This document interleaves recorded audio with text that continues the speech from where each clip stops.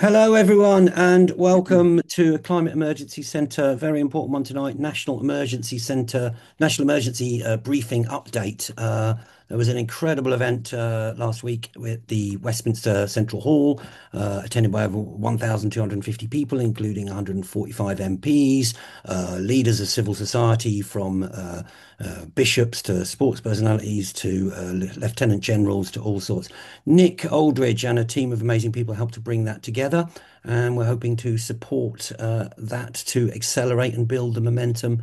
There's going to be an amazing film out next year that we need to promote everywhere, and also build the momentum over the next months to keep it in the agenda. Nick, thank you so much for coming. So over to you, and thank you very much. Tell us about the what's happened since and how it went. Over. Brilliant.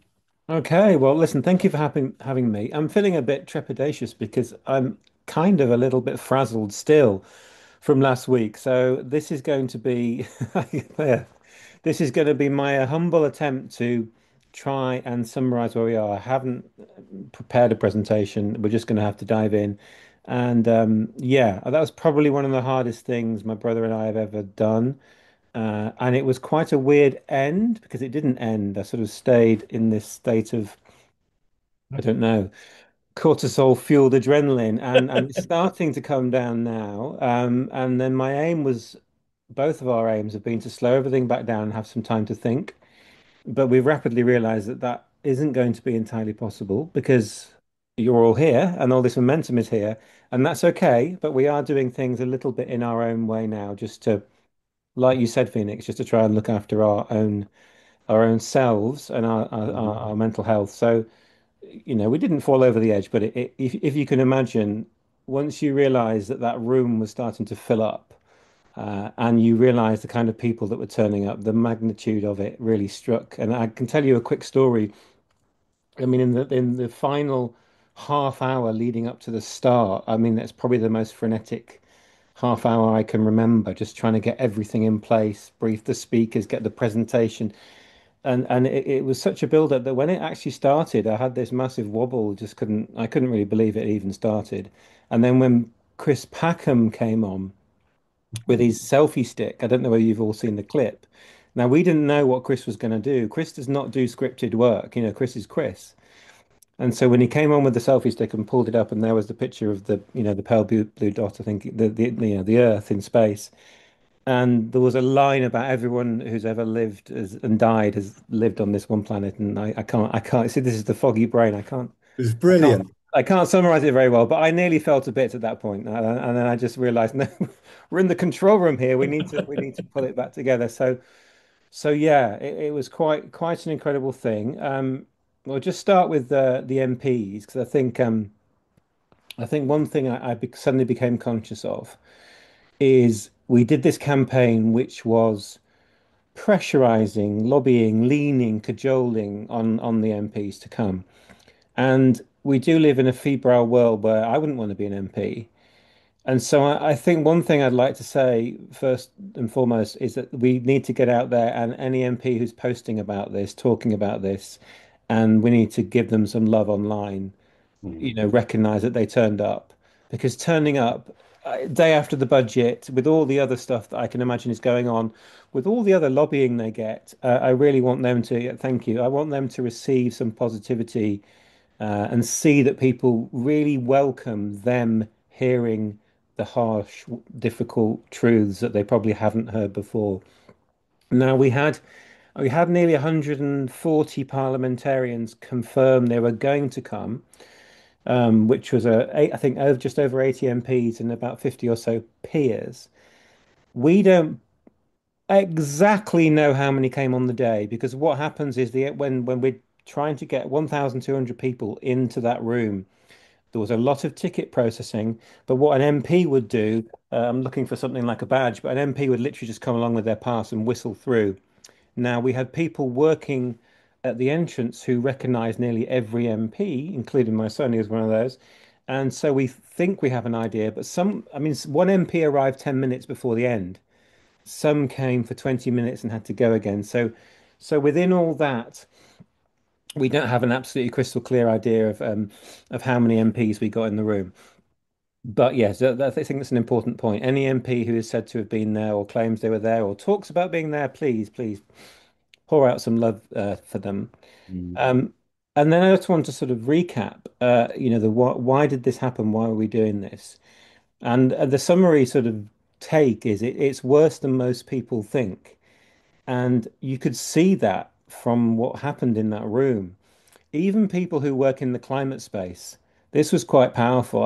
I mean, my LinkedIn, I still haven't caught up on all my comms and my LinkedIn, but I have people coming to me going, well, I know most of this stuff. I live in this, I work in this space, but this had a profound effect on me. Now that's really important because I don't know whether you follow the how we should and how we shouldn't sort of mantras going on in the climate space. And they often say we must only be positive and not, not focus on the negative. And so we knew all that, but we also knew we had to level with people and we had to put everything into context. You can imagine when the National Security Council meet and brief about Russia and nuclear war, no one's going to pull any punches in a meeting like that. So we really felt that the difficult truths had to be on the table. So that was one important thing. Another important thing was going back to what we saw in COVID briefings, and I know there are plenty of negative sides to the whole COVID experience, but in COVID briefings, people with expertise stood up in serious settings and said serious things. And when it comes to climate, that just doesn't happen, does it? I always summarize it with scary headlines with no substance behind it. So we've had, people will say to me, "Oh, we've heard it. We've all heard the horrible news." Well, you haven't really. You've read a headline, and maybe there's a really long report that comes out that no one really, apart from the nerdy climate people, has read. So that information hasn't been communicated. Another important point. When it comes to climate and nature, what we see is siloed information. So there might be a big push, a big nature report come out, the state of nature report, or there might be a report on the oceans, or ocean acidification, or there might be a report on, on CO2 levels and or methane, and they're very specific, aren't they? And they occupy one particular niche.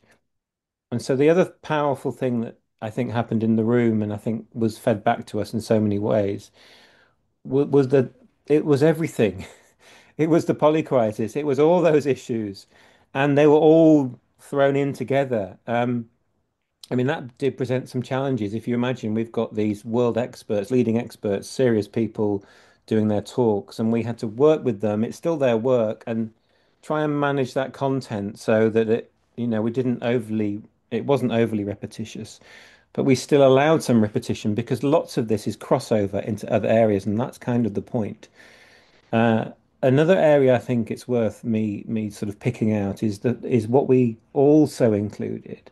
Because if you got a piece of paper and sketched out a climate meeting for MPs, you'd probably talk about fossil fuels and nature depletion but it was really important that we added in food, for example. And there was another moment where I had a bit of an emotional wobble when Paul Berens said that Mm. difficult thing, which is suggests that people might need to eat differently and we might need to change our diets. Gave some really cogent, fantastic explanations with loads of upsides, but he touched on that subject that even NGOs find difficult to say. And we had gone through all that. We knew the script, we knew what was coming, and so we were sort of there, yeah, quite nervous at that point. And the room erupted into applause at Mm. that particular point when he said, "We're going to have to eat a hell of a lot." Again, my brain's too tired to remember words. We're going to have to eat a lot less meat and dairy. And so that landed well. What a challenge saying that without sounding like, nanny state and without dictating what people should eat, all that. So we had food in there, and then we had um, national security. Now that was one that caused us pause for thought. We're Mm. going to have some people in this room, some NGOs, some supporters, other people in that room who find the idea of bringing in a military man to a climate and nature conference slightly problematic. And on paper, maybe it is, but if we're going to face if we're going to put everything into context and face the reality. We need to look at all aspects of it. And to me, it was so heartwarming. Not only was Richard Nugent an amazing speaker, Mm. he's actually a really lovely, lovely guy. Not only was he an amazing speaker, but there you have someone from the military saying not I need more guns and tanks and weapons because of climate change, not at all. Saying quite the opposite, saying because of climate change, we need to build out renewables faster because we need energy sovereignty, because that's the thing that will make us safer. It's my job to make you safe. And so rather than steer it in a direction of things that will probably make most people here, including me, uncomfortable, it was reasserting why we should do the other things that we're already talking about needing to do. And again, that was very powerful. And you've got to step back here and remember who we are trying to reach. We'll come to the film in a minute because that's different. But the reason why this event was in Westminster Central Hall with this huge, ridiculous venue with all this, powerful branding is because we're trying to talk to the establishment. And we're trying to talk to the establishment. I've been a protester. I've lived in that world, but at this particular moment, which is why I was wearing my suit and tie, we are trying to talk like the establishment, talk to the establishment, and be respected by the establishment in the process. And that's a loose word, isn't it? The establishment, but you're talking MPs, policymakers, bankers, insurance people, finance people, people from the business world, people from sport, people from faith, and people from all walks of life. But you're trying to reach into a place that many generally ignore the climate question. If you know someone who sits in the center or to the right of politics and you send them your Guardian article saying, "Look at this is terrible," they're going to say, "I'm not reading that. It's not me." But if you send them something, we got into the Telegraph actually. Well, the Times today, if you send them something that here's a retired three-star lieutenant general talking about climate, those people who will ignore many of the other climate messaging are going to listen to that because it means something to them, and it should do, but it should mean something to all of us. So that sorry that we had national security, and the other one that I just suppose doesn't normally come into a climate conversation is health, and we had the one and only Hugh Montgomery who delivered this incredible speech about being an emergency ICU doctor. Again, my words might not be exactly right, but he is someone who's trained to understand and recognize an emergency. And he came at his presentation from the perspective of talking straight to someone who might be dying and telling them they might be dying, or telling someone who could go either way that they need to make some dramatic changes if they want to live a healthy life. And so he's used to straight talking. And so again, that was a really impactful one. And then look, I don't want to ignore the obvious ones. We've got climate and nature in there. We got Natalie Seddon, with some really, really succinct words about how nature depleted the UK is. I mean, that's something, I don't know how you guys find this, but it seems to be unknown to many people out there that we are one of the most nature depleted countries on the planet. So hearing someone from, Oxford University with real authority say that, and then we have Haley doing extreme weather with some really powerful lines, about how the weather, we will never experience the weather we grew up with ever again. And, again, I can't remember the lines off the top of my head because my brain's too tired. So we had this whole group who really hit home, but I just want to pick out one who's actually I think caused gasps around the room. And I'm talking to you all now, but I don't know whether you've seen. I mean, GB News have put up our entire presentation if anyone's watched it, but we'll come to that in a minute. But Tim Lenton covered the AMOC, and that was quite devastating. And I know people who work in climate particularly found that quite shocking when he talked about the Thames being frozen over, about how, that being the end of arable farming in the UK. I just had a little note here. Yeah, London temperatures being nearly minus 20 for 3 months of the year. And then summer still being ridiculously hot with wildfires because we're in a 2-degree world. But so he probably painted one of the most stark pictures, which I think reached quite a few of the media who publicised that. And then the last two talks are really important. So you've got Angela from the WWF and Tessa Calm as the energy transition expert. And the reason why they're in there is because they're not so sciencey, are they? And they're not about CO2, they're not about nature depletion, but they are there to push back against what we know happens every time there's a climate conversation, and that is generally we can't afford it, there is no money, renewables don't work, the transition's impossible, etc., etc., etc. And so I think between them, both of them used no slides. It was just straight oratory, and they were incredible speakers. And they were there to prove that this is a problem we can afford to deal with, and this is the damage of not dealing with it will be so vastly worse than dealing with it. Um, and Angela spelling out that we really weren't going fast enough and really challenging the current sort of paradigm that we live in. And then Tessa was really adept at pointing out how wonderful renewables are and really pushing back on the information that we know will come from the vested interests once they get their hands on this information. So there you have the whole gamut of all those talks, and it was all wrapped up with Mike Berners-Lee. And again, I'm not going to be able to remember any of his lines, but Mike was really there to hold the whole thing together, but also at the end to make sure that people who were in that room didn't just go, "All right, climate conference, climate national emergency, tick, I've done that," and then walk away. And so we spent a lot of time on how he finished.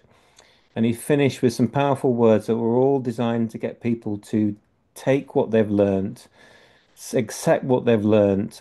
He talks about it going through a one-way gate.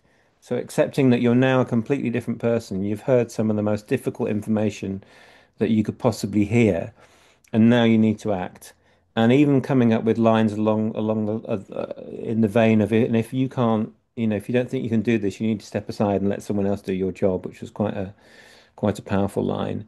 Uh, and not long before we launched this, our PR consultant, Frankie Oliver, came up with this idea of bringing in a recognized figure, in this case, Olivia Williams, to read a letter, which was kind of our ask from the event. The event is there to shift the narrative, do a reset, and do so many more things, which we'll come to. But we wanted to publicly lay down the gauntlet at the broadcasters, the people that run the BBC, all the big TV outlets, ITV, etc., who really aren't leveling with us on this.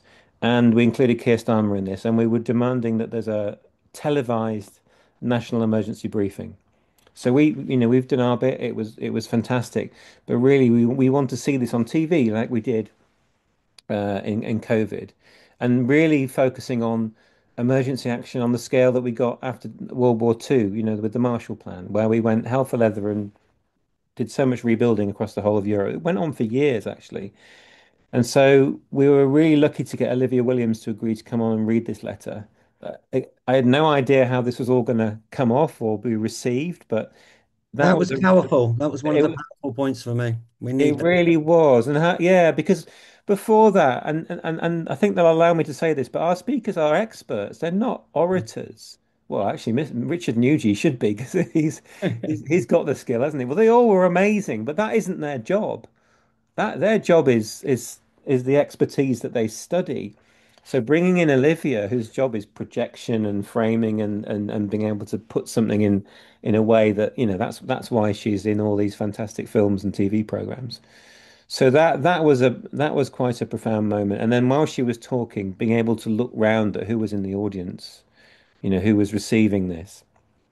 So we had this moment.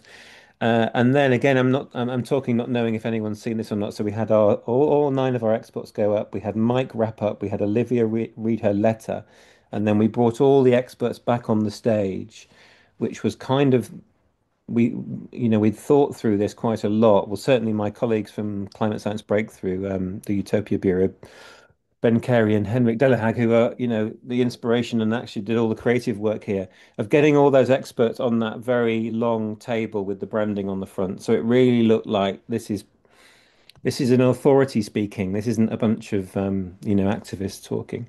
And then we held a Q&A at that point, which was fairly short because we knew that we had those MPs in that room and some of those senior people in that room for a particular time, and we knew we would lose them if we dallied for too long. So we kept our Q&A short, and then after our Q&A was quite a key time where all our experts were available to have one-on-ones with the media, with business leaders, with the MPs, So I think what happened, it's almost undocumented this. We've captured vox pops, which you can see, but a lot of very important conversations happened at that point, and relationships maybe were formed at that point that really needed to happen. So that kind of sums up the event. I'm just going to shift to the what next, and then we can come to questions. So the event was the top down. The event was us leaning into being the establishment, getting everyone in that room, creating that national moment. But that's just a part of it because everyone needs to play a part in this. And so what we were doing at the event is we were shooting footage of the talks themselves, and then we had a mini studio behind the stage where we were interviewing each of the experts just to capture a little bit about them and why they do what they do and who they are. And then we also had three different camera teams recording vox pops of the people there, like Jennifer Saunders and Hugh Fernley Whittingstall, Deborah Meadham, commenting on this because that's really important that people who aren't you lovely people here, people from outside our bubble, if they're going to start listening to climate stuff, which they don't isn't in their sort of world, the best way in is to hear someone they know talk about it, and that sort of shifts social norms and helps them understand the thing. So we were capturing all that footage, but what we're doing next is we are taking that a step further, and we're going to turn it into a kind of people's national emergency briefing. And so this film will be quite different. If you were in that room, you didn't need to be entertained because you had the ridiculousness of the room, you had the other people Yeah, in the room, you had all that incredible. atmosphere. But Mm. if we can't simply put that on tape and go, here, watch this, it's really, you'll love it, it's fantastic. Here, you non-climate person who's not bothered about any of this, they're not going to sit through 3 hours of talks. So it's going to be quite a different thing. It's going to be in the vein of a public information film on the one hand, but it needs to entertain. It needs to be emotive. It needs to connect on a human level. And that's why I'm, working with my colleagues from the Climate Science Breakthrough who understand this, really well. And so we're going to start stitching that together. It will have clips of the film and it will have clips of people reacting to the film and it will have someone fronting it. I don't want to say yet because I don't know whether absolutely nailed everything down. And it will be a mixture of seeing celebrity responses and then ordinary people responses. And we'll stitch all that together into a narrative and something that really flows and feels human and feels relatable. And this is where our amazing, I don't know, you've been on the website and seen all the brands that have come in behind us. This is where our amazing supporters are going to come in because we're going to show this around the whole country. We want this film played in every community and town in the country. And again, we're in the stage of just finding our way through this. So this isn't nailed down, but we've got the RSP, we've got RSPB, National Trust, all these organisations behind us. So Surfers Against Sewage, say they'll show it, with all their groups around the country. Greenpeace and Friends of the Earth are talking the same sort of thing. National Trust say that it might be possible to show it in their properties. The faith groups are saying we should be showing this in churches and cathedrals. So we have this Right. nascent distribution kind of emerging. It isn't nailed down, so I don't want to say someone has committed who hasn't formally committed. But we've got some really keen people out there. As an example, the CEO of Kew Gardens emailed us yesterday saying, "We really want to be involved. This is fantastic. What can we do to help?" So we've got all these very powerful groups with big followings and audiences, coming in to help us. So we're going to spend some dates in December doing some filming and some dates in January doing some filming. And then we'll be editing for the rest of January and probably February. And hopefully by the end of February, early March, we'll have a film, but we'll also have a network of supporters because it's a bit beyond my brother and I to kind of turn this into a thing. I don't think we can do it, to be frank, but we're gonna get the film made, and then we're almost gonna hand it over to these supporters who will set up viewings all around the country. And in the viewing, the idea is just to finish on the film concept. The idea is that a community group comes together. They get access to the film. They might do it through one of these supporters like Surfers Against Sewage or National Trust or another group, and they invite the MP to the showing. you can invite people from WI, people from the science community, and so you try and fill that room with people who have influence in the community. But specifically, you invite the MP because if we'd just done the briefing and then we were never heard from again, I don't think it would have worked. What we want is for the information to keep coming back to the MP through the MP's constituents. And so that's the process of the film. It's to reignite it all from a grassroots level, from the community level, from the village hall level, from a parish level. So it's coming continuously back to the MP, and we can then reference when they come out with policies or when they reply to your emails, we can reference what they say against what is heard in the work of those experts that we got onto that stage. And there's an in-between bit as I draw to a close. And the in-between bit is getting each talk onto YouTube. We thought we might have this done by Friday, but I think that might elude us. But we're going to have them all broken down into their subject matters, so food, health, etc., national security. And then all those talks will be on YouTube, ready for you guys to amplify. And that should fill the space until the film comes out. So I don't know whether anyone's seen the Dave Borlace sort of summary, which is Mhm. performing really well. That's Uh, very good. we were Very good. yeah we were really happy for that because it sort of helped it filled the gap before we got ourselves ready. But we want these individual talks to look professional, so we've been spending a little bit of time on them before we didn't want to just throw them onto YouTube. So we're cleaning them up, we're adding the slides in. And so please do follow our YouTube channel so you be ready for that. I'm probably thinking it's going to be early next week when we get those online. So that's really we can now have a chat about next steps, but that's really one of the key ones that the talks themselves become entities in their own right because they feed into anyone working on food who's got the food talk, anyone working on health, that all those subjects matter, but in quite different ways. So I would say mid next week when we get that done. And I do have a little next steps document. Should I put that in the chat now, actually?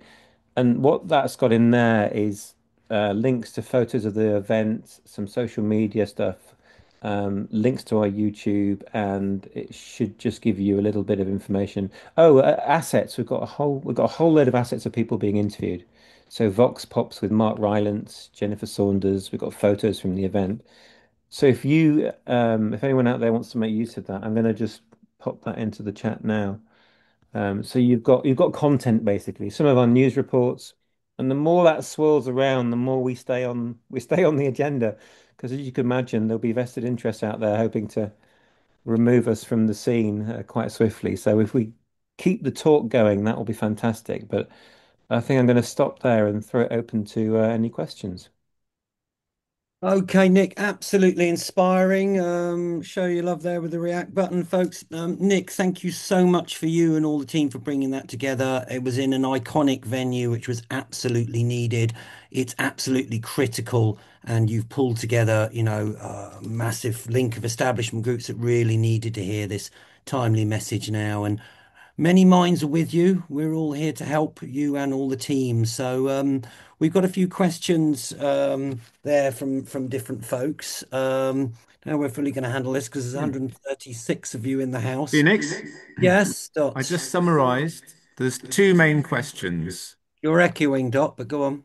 Um, it's the voice of God. Really is the voice of Hello, God. Yeah. Phoenix. You've been judged. Why didn't Um, I get this setting?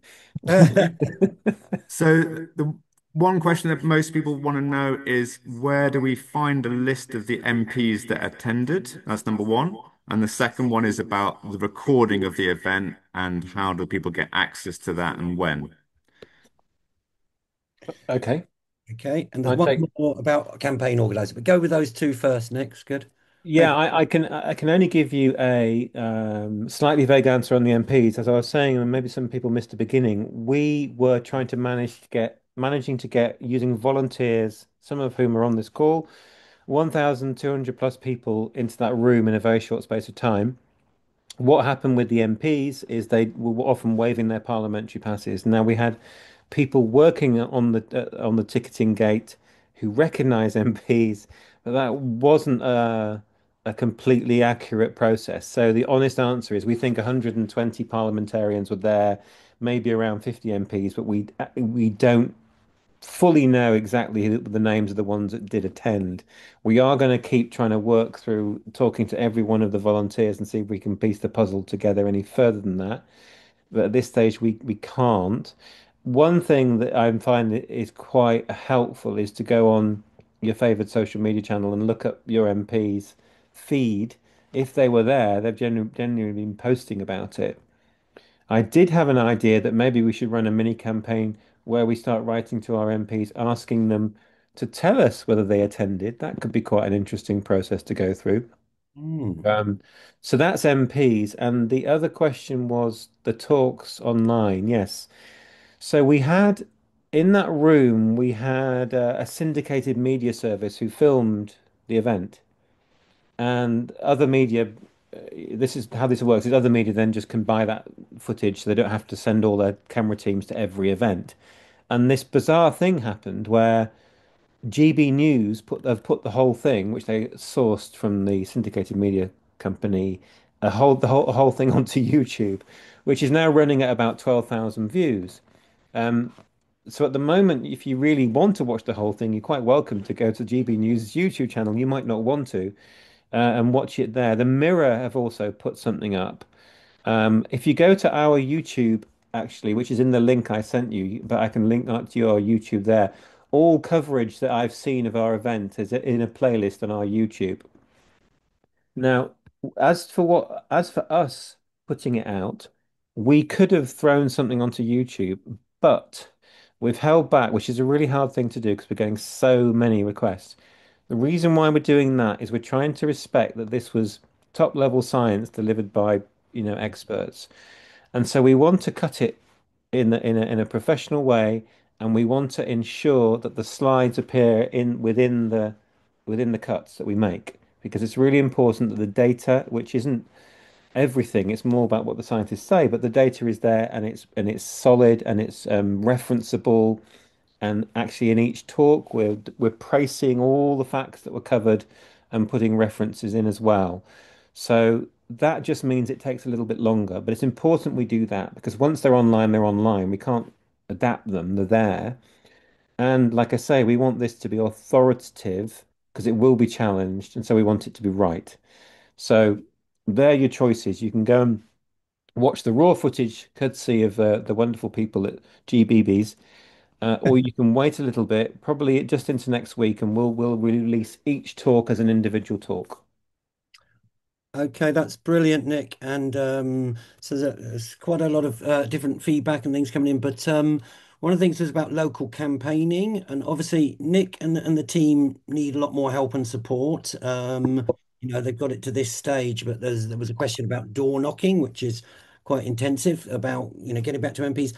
Michael, there, we hope to have a People's Assembly on National Emergency Briefing in Cornwall County Hall with councillors and the public. Michael, are you there? I know you're involved with some People's Assembly groups. You want to say a brief thing about that? And maybe we could work out a way to have People's Assemblies on this and really accelerate it. Michael, can you hear us? Oh, yeah. Can you hear me? Yes. Okay, folks. Yeah. We've got a history of having people's assemblies inside Cornwall County Hall when we originally occupied the building to do with the climate and nature crisis. And we built up, activists have built up a very positive relationship with the Cornwall Council. Yesterday, I spoke to a Cornwall councillor and others, and I explained what happened with the national, you know, briefing. They didn't know anything about it, so that's important to get the message out. But more importantly, they were pro actually having this idea of grassroots democracy. So, for example, allowing people to come into the chambers and debate, the national emergency briefing. That's something which I think is going to happen. We have an event in Cornwall in County Hall already planned with councillors, and that's going to happen next month. But yeah, I think to engage our civic representatives on a council level, whether it be local or actual national or area is something really vital, and I think we should follow this up. And I'm quite confident in Cornwall. Yeah, Mm. we'll do that. Okay, so there's just thank you, Margot. That's brilliant. Just to say, Nick mentioned there the National Trust. The Climate Emergency Centres Network was approached about 6 months ago by the National Trust, and they want to work with groups. They have a number of buildings that need more Oh, activity. goodness. This we wanted to put some activity that bring people, but this could be something having cinema showings, having people's assemblies. The churches network, I spoke to the Archbishop of Salford at the National Emergency Briefing. And speaking of Cornwall, Truro Climate Emergency Centre Group got a People's Assembly in Truro Cathedral. So maybe if we could start using town halls, cathedrals. There's some people on this call from the National Association of Local Councils and council clerks. If we can all think about the networks we get in touch with and see how we can, reach out and get this promoted. So last bits there and then over to others is there's a WhatsApp group we set up to build this momentum and really help Nick and the crew get this message out in as many places as possible, both the short videos and the big film when it comes out. And there's a couple of comments. It's a long time till spring next year. Let's keep momentum building up till then and support. So, Yeah. oh, Just to jump in there, it is a long time. mhm. And yeah, if we had a magic wand, we'd have the film out tomorrow, just so you know. But part of that is sanity. Part of that is we need to raise a bit more money, and part of that is this needs to be broadcast quality, proper, good stuff, because we don't want it just watched by activists. We want it watched by everyone across all areas of society. But please, very much that what arrives on YouTube will be the core content until the film and we'll probably have the whole thing in there. But as we break it down into the talks, each one will be extremely powerful in its own right. And it's such a battle to get content out there at the moment. So having everyone here behind that content, pushing that content, sending it to their MP, sharing it around is so important. Okay, so there's a few questions just there. Directly down the bottom, folks, there's a Q&A box. Could pop something in there. Julie Milton, do you want to say briefly, if everyone could keep it brief, we've only got a certain amount of time, and we're going to have some breakouts at the end, which will go beyond 7. Nick's got to go at 7. Julie Milton, do you want to say about door knocking, leafleting, and supporting this process, Julie? Oh, thank you. Yes, so political parties go out door knocking, very brief conversations, a minute, move on, drop leaflets through the doors. They organise armies of volunteers to go out, and it's always struck me that in a real emergency, the first thing that everyone would do is rush outside and knock on the doors of their neighbours and tell them there's an emergency, and that's not what we're doing. So have you thought about that kind of ground campaign? Because I'm sure there are loads of activists that you could get going out on the streets delivering your crisis brochure and urging people to sign the open letter and so on. Yeah, well, do you know that's actually a really good. It's a really you've imagined a reality that should be happening. That I like that. I think one thing we're very conscious of is our limitations right now. And there are so many things we could do, and we're not going to be able to do them. So what we're going to focus on, as I outlined, is you getting the films onto YouTube, getting the film out there. But what we want to be is a conduit to others to build off this and turn it into something else. And that's one of the reasons we've got this broad coalition of all those lovely organizations behind us and you people, is that people can take this and they can take this and drive it in the direction that works for them because what we're trying to do is do the reset, get the facts and figures back on the table, get reality on the table, and allow that to be a springboard to, let's say you're 0 hour, you're in 0 hour, you can use our content, use the moment, use the invitation to the MP, watch the film, and then direct it towards the climate and nature bill, for example. But every NGO, every organisation will have a different policy they're pushing or a different angle they're taking. And we're very happy it all can all feed out from the National Emergency Briefing. But what we don't perceive we'll be able to do is start running campaigns in multiple directions because then really will split into pieces. Fair enough. I think, folks, we've all got to realise, there's only a certain amount of capacity and things within Nick and his team, and they've done an absolute legend to get it to this stage, and they've still got a lot to do. So, there is a WhatsApp group there we've launched. If people keep offering support and keep organising locally, That's very good. There's a couple of good suggestion there from Jonathan, and I think we're going to break out rooms in a sec because there's just so many good things that we could discuss. But can there be Jonathan's question? Can there be repeats of a live event where you link to different groups that can pull in big audience, e.g., the CBI gets business CEOs in the room, or different trade bodies for finance, advertising, fashion, etc., having a celebrity to front it in the room? Again, this is, a general question, Nick. We're not asking you and the team to organise it. But is this something that's being thought about, or? Yeah, I've heard that a couple of times now. I do like that. I don't think we could do it, but we will make everything we've done available and open source. So if anyone pops up and says, I'm going to do a CBI version, we will be there to help in the background, but we wouldn't run it. But yeah, that's certainly got potential. I've just dropped in the chat, and I think other people like Stuart have shared it as well. We still have the letter to Kier Starmer and the broadcasters out there. If you can just keep sharing that, we want as many signatures on that. If we who knows in this media age what we need to get as numbers, but if we get a lot of numbers on this, we might get another bite at the a big media, a big press. So if we can keep getting that letter signed, that would be fantastic. Keep your questions very brief, folks. At Mark Morgan there, offering a cinema network. Mark, do you just want to say about that? And we're going to Yeah, go to hi. breakout rooms at 45 or 50, I think. I'll Mark, keep it dead quick because I know what you're saying. It sounds like you've got really good plans in terms of going to non-theatrical venues like community centres and cinema and churches and stuff. I work with other cinemas around the UK to show environmental films, including like Picture House and The Light and those kinds of guys, as well as independent cinemas. If you want to give me an email after this, I've popped my email address in the chat, and Brilliant. we can You're on our collab. list. You're definitely on our list. We want to be in cinemas as well. Thank you. brilliant. Awesome. Linda Rattigan, again, keeping it brief, but about solutions, one of my favourite subjects. We've got to give people some hope. Linda, do you want to say briefly about your point there on solutions for the film? No, just saying that, yeah, we have to give some solutions because people will just sort of say, oh, I can't do anything about it.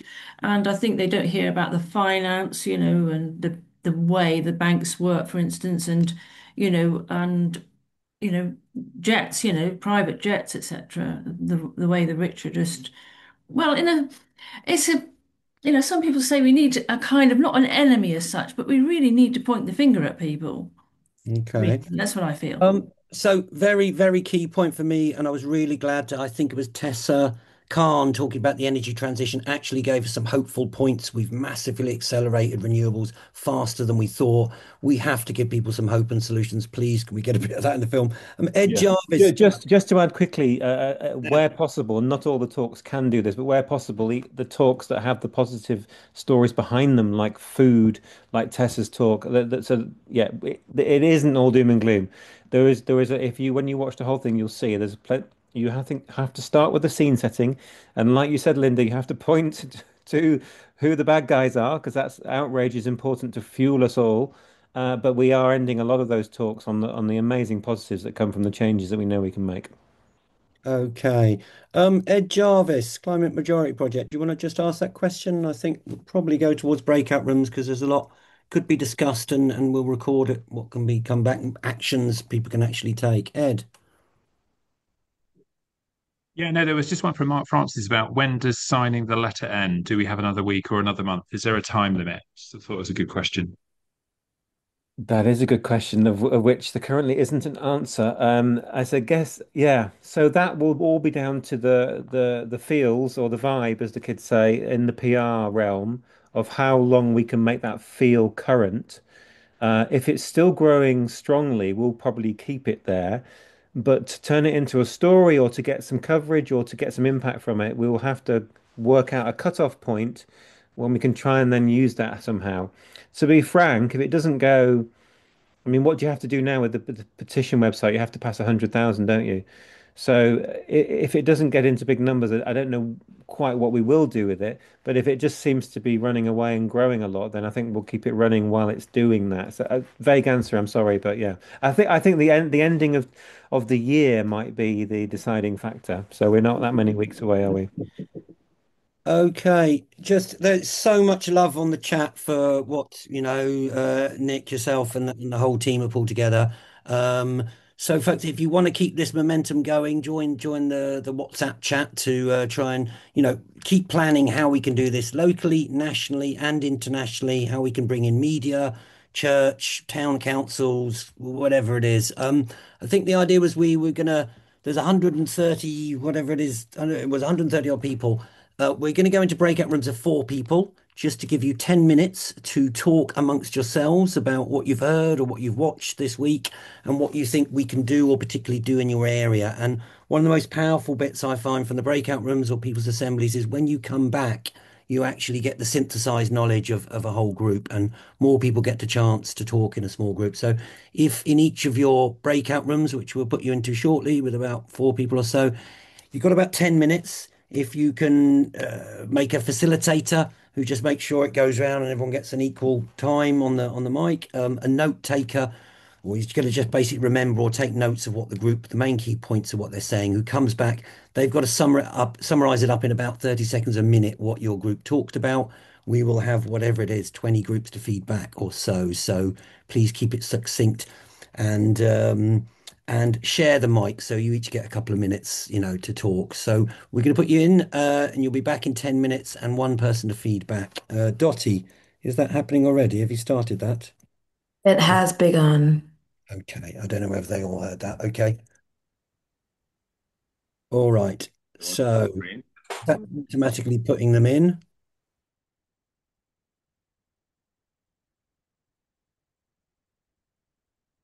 All right. I don't know if we have to pause the recording there. Let's do that. Nick, I know you've got to go. So basically, we'll just hand over to you for final parting words. And if you've got to beam out, then we're going to do feedback from the breakout groups and we'll record it and get all this stuff sent to you in the group. Nick, over to you. Thank you so much for coming. And what an amazing, work you've done. And over to you for parting comments or summary.